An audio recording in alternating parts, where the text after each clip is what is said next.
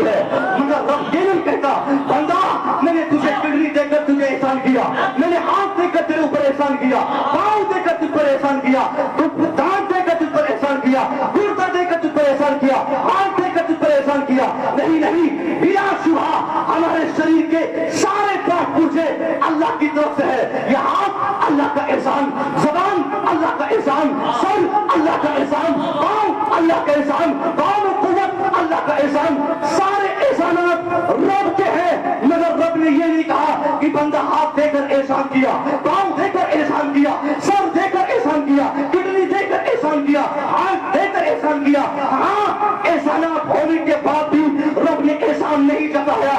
جب احسان جتانے کی باری بھی آئی تو رب یہ کہتا ہے بندہ میرا احسان کڈنی نہیں، میرا احسان ہاتھ نہیں، میرا احسان تیرا پاؤں نہیں، میرا احسان تیرا سماج نہیں، میرا احسان تیرے والد نہیں، میرا احسان تیرے بچے نہیں. میرا احسان اگر سب سے بڑا کوئی ہے تو میرے محبوب کی ذات ہے جو میں نے تجھے عطا کیا.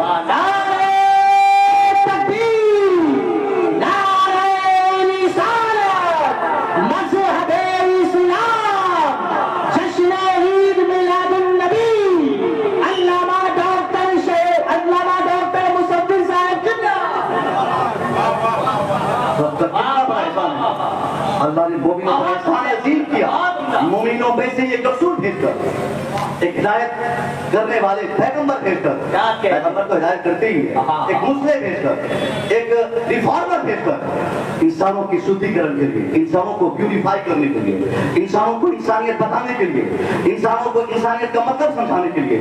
رب کا اتنا بڑا احسان ہوا کہ اگر آپ نہیں آتے، آپ کی صورت میں اللہ نے یہ بڑی نعمت ہمیں نہیں دی ہوتی تو آج ہم انسان ہوتے، مگر اپنی بیٹی کو ذبح کرنے کے بعد ہم ہولی کھیل رہے ہوتے، اپنی ماں کو بیچنے کے بعد ہم بازار میں آج رنگینیاں منا رہے ہوتے کہ میں نے اپنی ماں کو بیچ لیا، میری گڑیا بک گئی آج 5,000 میں 10,000 میں. بھائی کی زمین ہڑپنے کے بعد ہمیں فخر محسوس ہوتا. ایک آدمی کی ہتیا کرنے کے بعد انسان غرور کرتا، فخر کرتا، ڈانس کرتا، ناچ کرتا، رقص کرتا کہ صاحب میں نے کسی کو مار دیا. آج اگر کسی بھی انسان کے دل میں انسانیت بچی ہے تو احسان رب کا ہے کہ رب نے اپنے حبیب کو بھیج کر انسان کو انسان بنایا، انسان کو انسانیت بننے کا طریقہ بتایا. مصطفیٰ کریم کی ذات گرامی یقیناً ہمارے لیے سب سے بڑی نعمت، سب سے بڑا رب کا احسان ہے. آپ کی وجہ سے آج بیٹی باپ سے محبت کرتی، باپ اپنی بیٹی سے پیار کرتا. آپ کی وجہ سے ایک بیٹا اپنی کامیابی اپنی ماں کے قدموں کے نیچے تلاش کرتا. آپ کی وجہ سے ایک بھائی آج بہن کی شادی دلانے کے بعد بھی 6 مہینہ 6 سال 10 سال 20 سال کے بعد بھی بائک پر سوار ہو کر کچھ سامان خرید کے موقع سے، قربانی کے موقع سے اپنی بہن کے گھر پہنچتا ہے، گفٹ لے کر، تحفہ لے کر کہ میری بہن یہ گفٹ تیرے لیے، یہ ساڑی تیرے لیے، یہ جوڑے تیرے لیے، یہ محبوب خدا کی وجہ سے ہے. آپ نہیں آتے تو بیٹیاں ماری جاتی، آپ نہیں آتے بہنوں کو لوگ ذبح کرتے، آپ نہیں آتے تو بیواؤں کی عزت کی بات جو آج ہو رہی ہے یہ دور دور تک نہیں کی جاتی. آج کا زمانہ عورتوں کے لحاظ سے سب سے زیادہ سینسیٹیو، سب سے زیادہ سنجیدہ زمانہ ہے. نیتا چاہے جس سماج کا ہو، لیڈر چاہے جس پارٹی کا ہو، لیڈر چاہے جس ملک کا ہو، آج اس زمانے میں اس نے اپنی سیٹ کو کنفرم کرنے کے لیے سب سے پہلا ویپن، سب سے پہلا ہتھیار جسے وہ استعمال کرتا ہے وہ کوئی اور ہتھیار نہیں، وہ عورتوں کی ذات ہے، وہ مہیلا سرکشا کی باتیں ہیں، وہ عورتوں کو سمانت کرنے کی باتیں ہیں، وہ بیواؤں کو آرکشن دینے کی باتیں ہوتی ہے، جس کے سہارے آج گھٹیا سے گھٹیا انسان بھی نیتا گری کر کے کوئی منسٹر بن رہا، کوئی صاحب کو اور خود بن رہا، کوئی سماج کا کارکن بن رہا. یہ ساری چیزیں کب ہوتی؟ ان کو بات سمجھ میں آ جاتی کہ صاحب اگر عورتوں کی عزت کی بات کریں گے یہ سماج ہمارا ہوگا، یہ لوگ ہمارے ہوں گے، عورتیں محبت کریں گی، عورتیں سپورٹ کریں گی، عورتیں ووٹ کریں گی، جس کے نتیجے میں آج پوری دنیا میں اس شتابدی میں خاص طور پہ جہاں دیکھیے بیٹوں کو پڑھانے کی بات ہے، بیٹوں کو بچانے کی بات ہے، عورتوں کو سمانت کرنے کی بات ہے، مہیلاؤں کو سرکشا دینے کی بات ہے. جو بھی سماج ہو ہر سماج میں یہی بورڈ میں لکھا ملے گا، یہی سلوگن لگتا ملے گا، ہر سماج میں یہی نعرے لگتے ہیں کہ ہم کو بیٹیوں کو بچانا ہے، ہم کو عورتوں کو بچانا ہے، ہم کو بیواؤں کو عزت دینی ہے. میں پوچھنا چاہتا ہوں اس گمبھیر سماج کو آخر یہ خوبصورت سا جملہ سکھایا کس نے؟ کس نے یہ آداب زندگی بتایا؟ کس نے یہ انسانیت سکھایا جس کے نتیجے میں آدمی آگے محسوس کرتا ہے کہ ماں بیچی نہیں جائے، ماؤں کے قدموں کے نیچے اللہ کی جنت تلاش کرنی ہے. بیٹوں کو مت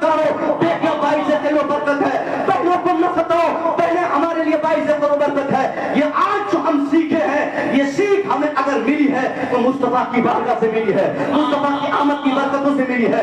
मुस्तफा करीम की जिंदगी हमें ये बता रही है कि आपसे पहले की वो तारीखी जब एक बेटा अपनी माँ को ले जाकर औकात के मेले में 300 दिरहम में, 600 दिरहम में, 900 दिरहम में बेचकर फख्र करता। अल्लाह की कसम ये कोई मामूली बात नहीं। जिस माँ ने जन्म दिया बेटे को, तारीख बताती है बेटों ने उसी बूढ़ी माँ को मेले में 900 दिरहम में बेचकर फख्रिया कहते हुए आया रास्ते में, मैंने अपनी माँ को बेच दिया।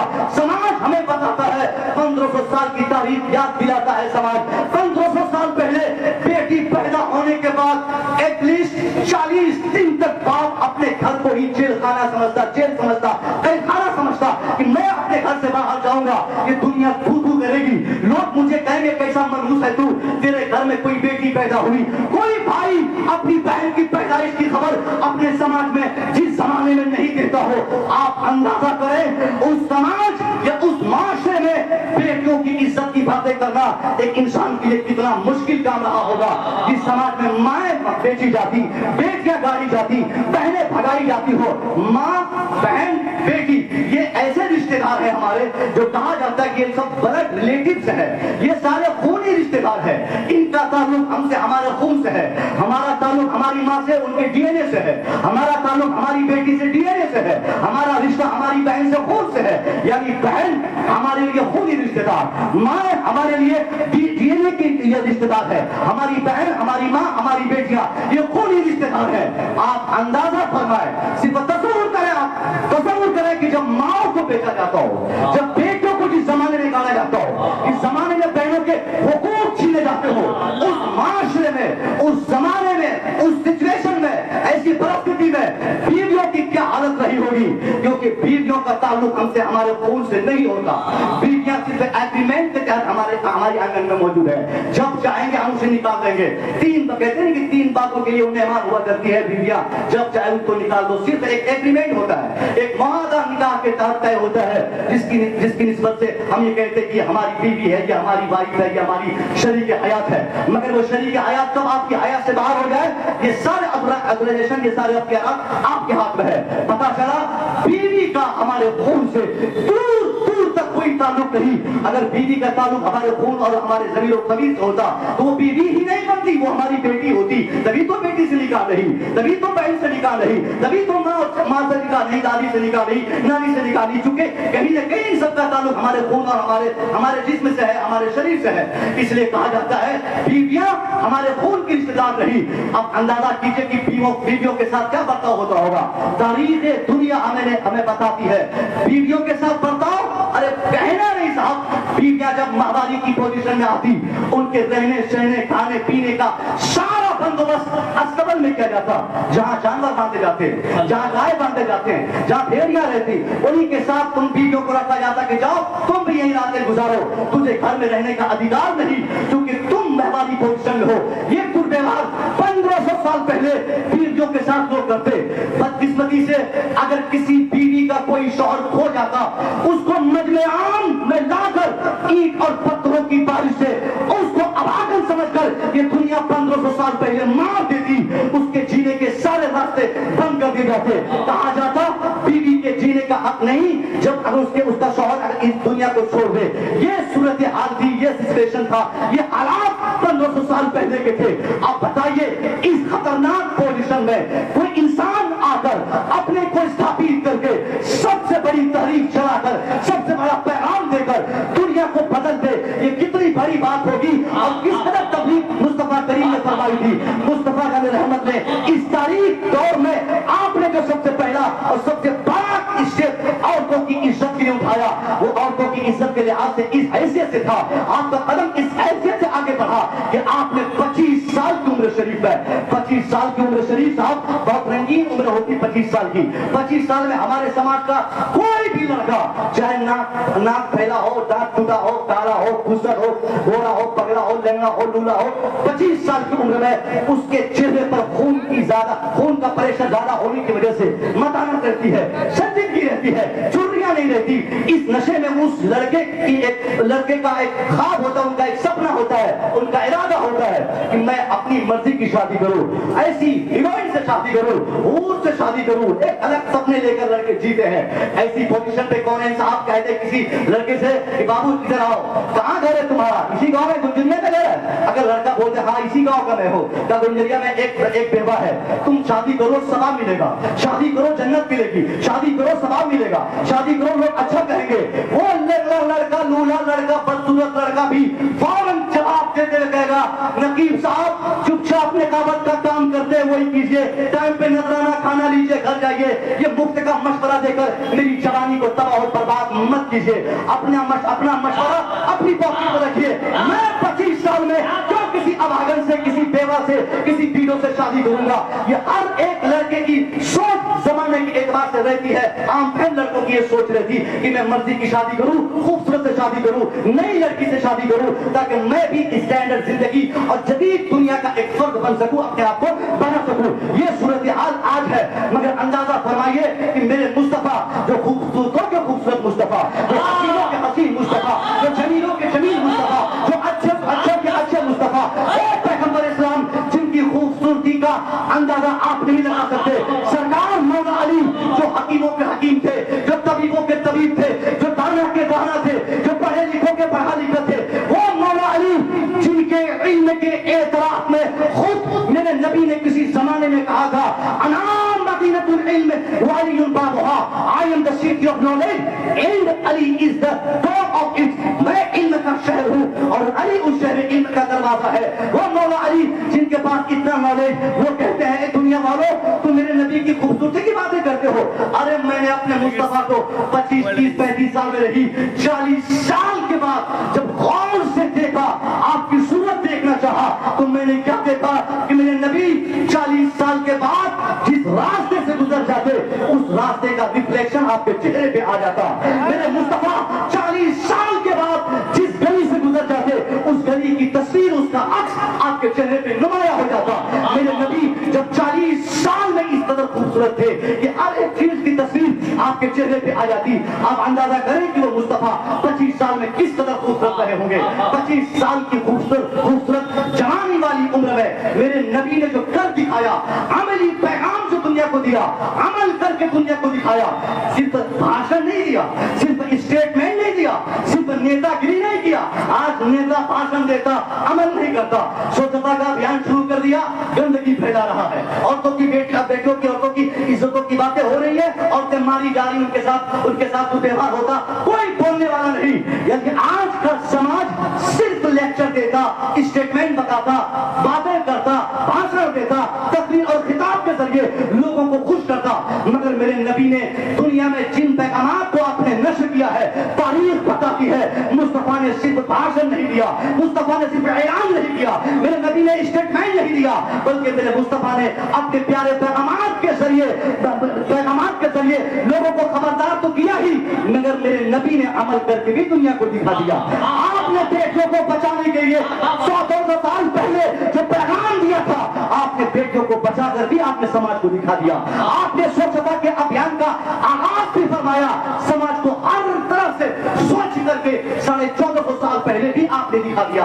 आपने बेरों को सम्मानित करने का ऐलान आम भी फरमाया, और जब बारी आई अमल की तो मुस्तफा करीम ने 25 साल की उम्र शरीफ में 40 साल की सिंगल टाइम की बेवा नहीं, 2 टाइम्स बेवा, डबल शौहर की बेवा खातून हजरत सैयदा खदीजा से निकाह करके आपने ऐलान कर दिया, दुनिया वालों अब औरतों को कोई जलील नहीं समझेगा, क्योंकि मैं 25 साल की उम्र में इस तारीख दौर में निकाह करके उनकी इज्जत को बचा लिया।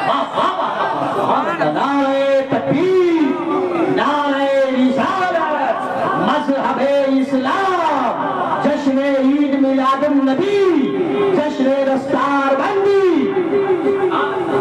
मेरे नबी ने सबसे बड़ा काम जो औरतों को बचाने का किया, जरूरत इस बात की है कि हम मुसलमान खास तौर पे उन पैगामात को अमली तौर पर अपनी जिंदगी में खास तौर पर लाकर हम दुनिया को बताएं कि ये आदाब मेरे मुस्तफा ने सिखाया, ये तरीके जिंदगी मेरे नबी ने बताया, ये सिस्टम ऑफ लाइफ मेरे पैगंबर का दिया हुआ है। ये दुनिया को हम अमल से बताएं कि औरतों को बचाने की बातें अमल करके मेरे नबी ने दुनिया को दिखाया है। वही पैगाम मेरे मुस्तफा का है जिस पर आज दुनिया के हर कोने में, हर शोबे में हर शख्स अमल करना चाहता है और अमल करके उस पर वो नेतागिरी करता, लीडरशिप को मजबूत करता, वो कुर्सी मजबूत करता, वो मंत्री बनता, वो विधायक बनता, वो MP बनता। ये सिर्फ मुस्तफा के पैगाम पर अमल करने का एक शानदार नतीजा है जिसका रिजल्ट आज दुनिया को मिले जा रहा है। मैं मुख्तसर तरीन वक्त में मैं एक खास पैगाम देने की कोशिश करूंगा। साथ मेरे नबी की जिंदगी हम पढ़ते हैं, नबी की सीरत हम पढ़ते हैं, पूरी जिंदगी आपकी हमारी सीरत का हिस्सा है। ऐसा नहीं कि सिर्फ 13 साल 30 साल 20 साल 15 साल मक्की जिंदगी कुछ नहीं, पूरी जिंदगी मुस्तफा करीम की पूरी जिंदगी हमारे लिए नमूना है। हम बचपना को देखें, जवानी को देखें, हम नबी को देखें कि आपने पैगाम किस तरह दिया। आज जो लोग बोलते हैं हजरत ये फला मेरा दुश्मन, ये मेरी दुश्मनी चाहता, ये मुझे खाना चाहता, ये मुझे उड़ाना चाहता, ये मुझे घर से निकालना चाहता, ये कानून लाता, वो कानून लाता। मैं पूछूंगा साहब आपसे, क्या ये मजारी आज से पहले नहीं थे? मुसलमानों के ऊपर नहीं ढाए जाते थे? मुसलमान जब से इस दुनिया में आंख खोला है, जब से मुसलमानों ने अल्लाह एक है का नारा दुनिया में स्थापित किया है, तब से मुसलमानों के साथ दुश्मनी जुड़ती चली गई। कहीं मुसलमान को सुकून लोगों ने नहीं दिया, मगर अल्लाह का करम के हर जुल्म को सहकर सब्र और तहम्मुल का मुजाहरा मुसलमानों ने हर दौर में किया, जिसका शानदार रिजल्ट आज ये देखने को मिल रहा है। दुनिया का हर हिस्सा, वहां कोई मजहब पहुंचा हो ना पहुंचा हो, मगर कुरान पहुंच गया है, अजान नमाज वहां पहुंच गई है, हज और ज़कात की फजीलत पे वहां गुफ्तगू हो रही है। ये सब्र का नतीजा है। मेरे नबी को भी कहा था साहब कराम ने, हुजूर आप तो मुकम्मल अफराइश हैं, आप तो बाअख्तियार हैं। ये लोग पत्थरों की बारिशें कर रहे हैं और आप देख रहे हैं, आप मुस्कुरा रहे हैं। ये लोग आपको गालियां दे रहे हैं, आप सहते चले जा रहे हैं। ये लोग आपकी तबाही चाहते, मगर आप इनकी बर्बादी क्यों नहीं चाहते? आप तो बाअख्तियार हैं, रब से कहिए, मुतालबा कीजिए, इनकी तबाही हो जाए, ये तबाह बर्बाद हो जाए। हुजूर आप क्यों नहीं ऐसा चाहते कि अबू जहल बर्बाद हो जाए, औतबा बर्बाद हो जाए, शैबा तबाह बर्बाद हो जाए? मुस्तफा करीम हर परेशान पर आप मुस्कुराते रहे। आपने मुस्कुरा कर ऐलान फरमाया, तुम लोग न कह रहे हो कि मैं इन दुश्मनों की तबाही चाहूं, मैं इनकी बर्बादी चाहूं, मगर मेरी निगाहें देख रही है, मैं निगाहें नबूवत से मुलाहाजा कर रहा हूं। ये जो लोग मेरे ऊपर पत्थरों की बारिशें कर रहे हैं, बहुत ज्यादा दिन तक ये लोग ये काम नहीं करेंगे। आज पत्थरों की बारिशें कर रहे हैं, मैं अपना काम किए जा रहा हूं।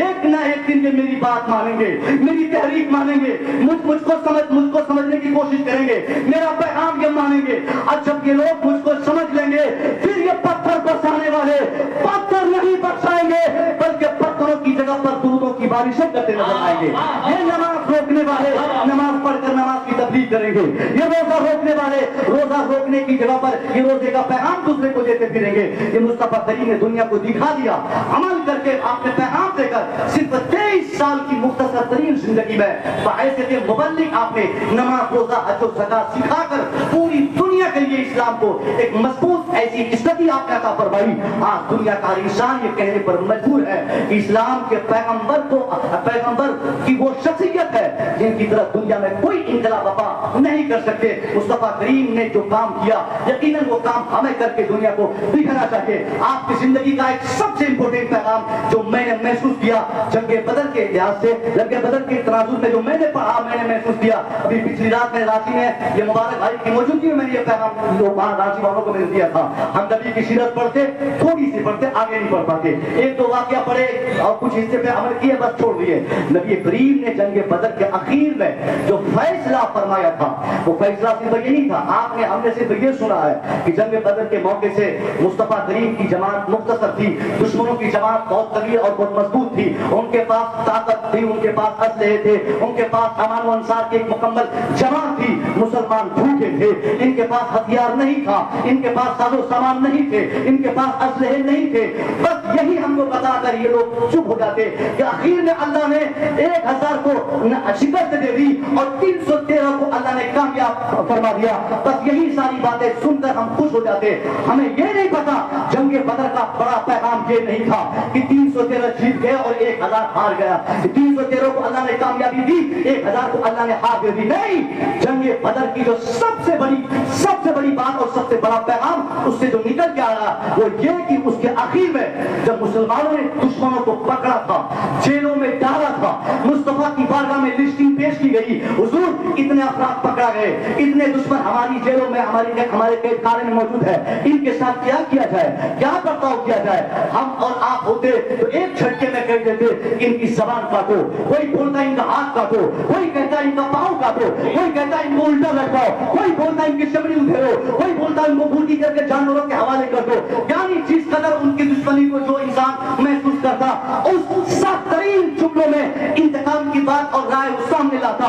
مگر اسلام کے پیغمبر کے سامنے جب لوگوں نے مطالبہ کیا کہ سرکار میں ان کے ساتھ کیا کروں, مصطفیٰ کریم نے یہ نہیں کہا یہ ہمارے دشمن ہیں, کچھ دیر پہلے ہماری گردن کاٹنے کی باتیں کر رہے تھے, تم لوگ بھی ان کی گردن کاٹ لو. تاریخ بتاتی ہے کہ میرے نبی نے یہ نہیں کہا کہ تلوار اٹھاؤ ان کی گردنیں مار دو. نبی نے یہ نہیں کہا ان کا بھی ہاتھ کاٹا جائے, ان کا پاؤں کاٹا جائے, ان کی گردن کاٹی جائے, بلکہ تاریخ بتاتی ہے مصطفیٰ کے سامنے بہت سارے آپشنز اور صورت موجود ہونے کے بعد بھی ایک ایسی صورت پر آپ نے عمل کرنے کی دعوت مسلمانوں کو دی جس کی ضرورت آج کی زمانے میں بھی ہے, کل بھی ہوگی, قیامت تک ہوگی. یہ نبی نے کہا اے مسلمانوں ان کو چھوڑ دو مت مارو, ان کو چھوڑ دو مت مارو, ان سے پیسہ مت لو, ان کو کہو, ان سے پوچھو کہ ان میں سے کون ہے جو تلوار چلانے کی جگہ پر قلم چلانا جانتا ہے, ان سے پوچھو ان میں سے کون پڑھنا جانتا ہے, کون اس میں لکھنا جانتا ہے, ان کے پاس نالج ہے. ان سے کہو اگر یہ پڑھا لکھا ہے تو یہ اکیلا آئے میرے سامنے, میرے 10 لوگوں کو پڑھا دے بغیر معاوضے کے, میں اسے رجحا کروں گا.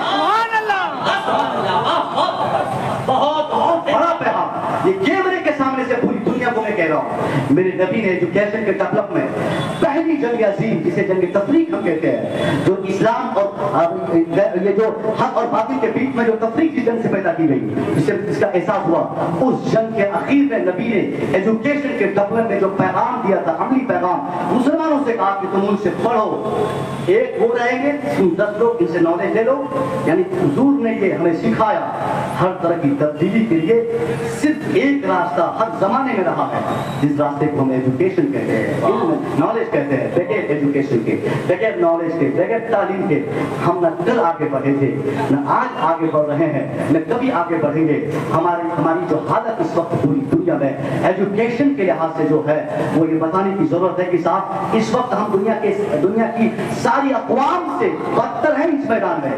ہمارے بچوں میں ساری کوالٹی ہے مگر ہمارے بچے پڑھے لکھے نہیں. ان پڑھ سماج ہمارا, جاہل سماج ہمارا, ہمارے بچوں کو پڑھنے کا شعور نہیں, نہ والدین کو پڑھانے کا خیال ہے کہ بچوں کو دلی, پنجاب, ممبئی 10-5 سال بعد بھیجیں گے, پہلے باضابطہ ان کی تعلیم ہو جائے, ان کی تعلیم میں پختگی آ جائے, یہ میٹرک کر لے, انٹرمیڈیٹ پاس ہو جائے, یہ گریجویٹ بن جائے, یہ ماسٹر ڈگری لے لے, یہ MBA بن جائے, یہ پروفیسر بن جائے. میں آپ سے کہنا چاہوں گا صاحب آپ پڑھائیے, خوب پڑھائیے.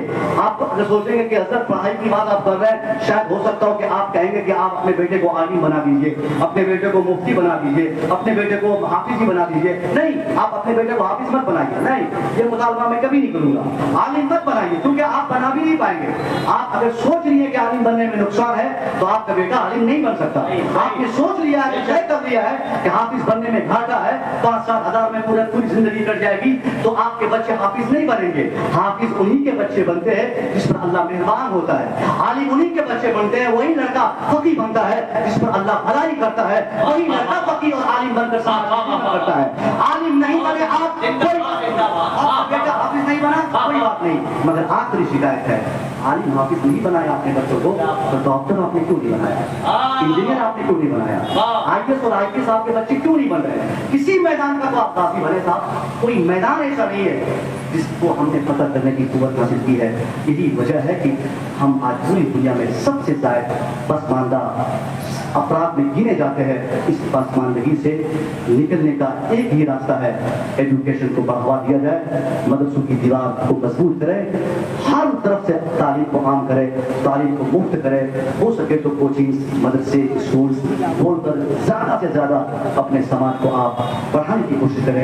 یہ سب سے بڑی خدمت ہے اور یہ سب سے بڑا کام ہوگا اسلام کے پیغمبر کی زندگی کا جو عملی پیغام آپ دنیا کو دے سکتے ہیں. میں دعا کروں گا مولا اللہ تعالیٰ اس مجمع میں جو میں نے کہا یا جو باتیں اچھی تھی وہ ساری باتیں میری طرف سے تھی, اور اس پر تیری مہربانی تھی جو میں نے کہہ دی, اور جو میں نے غلط کہا اس کا خالص تعلق میری طرف سے ہے, وہ میری غلطیاں تھیں.